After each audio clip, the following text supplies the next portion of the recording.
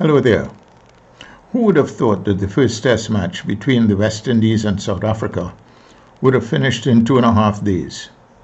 Now, we may talk about it, but it's a serious problem, simply because of the fact that over the past 2 or 3 months, we've been discussing the quality of our batsmen and how do we deal with that sort of situation. Do we just keep trying the youngsters who are making mistakes and not scoring runs? Or are we going to bring the more matured in to be able to make these adjustments? Well, let's talk a little bit about the test match. We won the toss and we felt that we should go to bat. Okay, I have the feeling that not always West Indian batsmen get accustomed to the test match pitches that they play, simply because they don't do it often enough. However, the wicket was lively, and I have not seen a trio of bowlers accurately as the South African bowlers. It was amazing to see Rabada and Ndidi and Jonty. It was wonderful. Now, I didn't only look in that direction.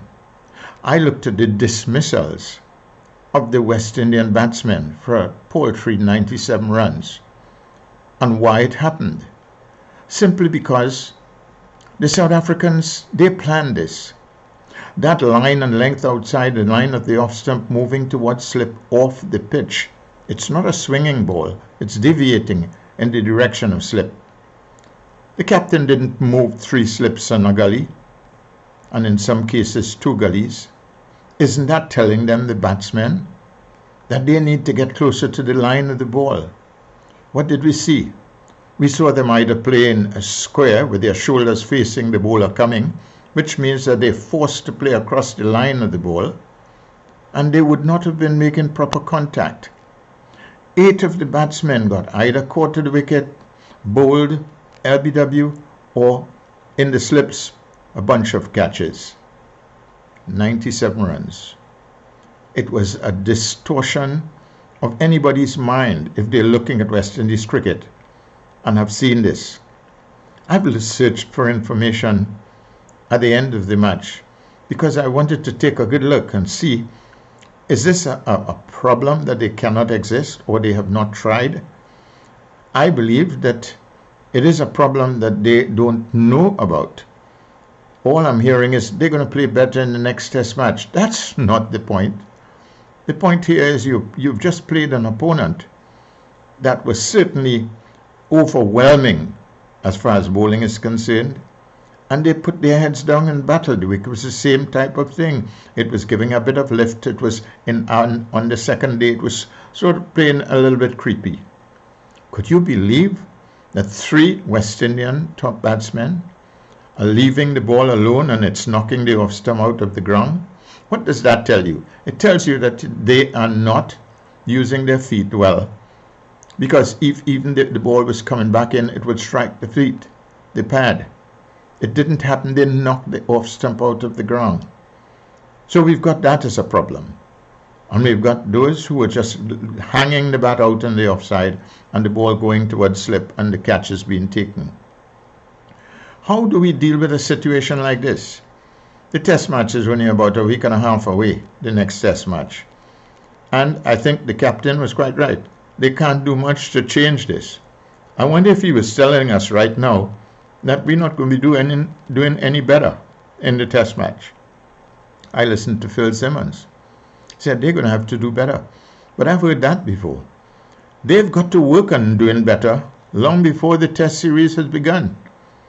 Now my mind has gone straight towards Australia and to Pakistan.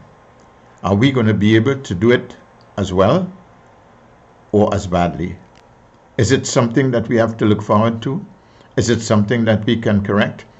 I've always been of the belief that we can correct things, but we've got to break the skill down and correct each component and then put it together again. If your feet are not moving, deal with your feet first. If your back lift is not working well, deal with it in order. And I'm sure that there's going to be a certain degree of improvement. This was a disaster. I won't go away without saying how magnificent a youngster like Jayden Seales could bowl a line and length in the way that he had done, he'd done it even better than Jason Holder. I'm not saying Jason Holder was bad as a bowler. He gets the ball to move around the place very much, but tends to stray he doesn't allow the batsman to have to concentrate on every ball. Kemar Roach was Kemar Roach, but they just respected him. They just decided we are going to watch him 10 times more than we watch the others. Now, this is a serious problem with the West Indies team. The selectors, would they want to be thinking in terms of changing their minds about the batting that you just selected? How are you going to correct it? How are you going to encourage them to do better? Your guess is as good as mine. But I tell you this was an appalling display by the West Indies. It is not funny. It is the batting alone. The bowlers, I thought, were reasonably good. I didn't think that Cornwall was effective. I thought Chase was just on a good line and doing just something that was average, not great. We saw the penetrative bowlers getting the wickets. That's fine. But by heavens, what are we going to do with our batsmen? Are we going to sit and talk about it again? I'd love to see somebody get into the nets with these guys and start to do things and get them closer to the ball. I know that on the wickets in the Caribbean, particularly the Barbados wicket and the Jamaican wickets, where the ball comes on very quickly and it has a good bounce and so on, and it doesn't deviate much. Maybe it's because of the batsmen from those countries getting behind the ball. They don't even judge that it's going to swing here or there. They play through the line and they get runs out of it. Now this one's moving from left to right, and they're either leaving it alone to allow it to hit the stump or playing it when the first line and the ball going off the edge of the bat. It was a disastrous display of a test match.